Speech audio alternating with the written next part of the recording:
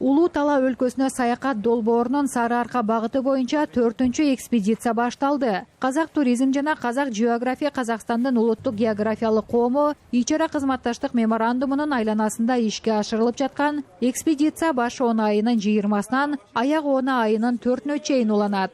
Павлодар, Акмола, Караганды, Түндүк Казакстан областарын кыдырышат. Туристтик жайларды көрүшүп, маданий тарыхый объекттерге барышат. Жолго чыккан экспедиция багытындагы биринчи объект Буйра тау улуттук паркы болду. 27 адамдан түзүлгөн топ курамында журналисттер, саякатчылар жана блогерлер бар.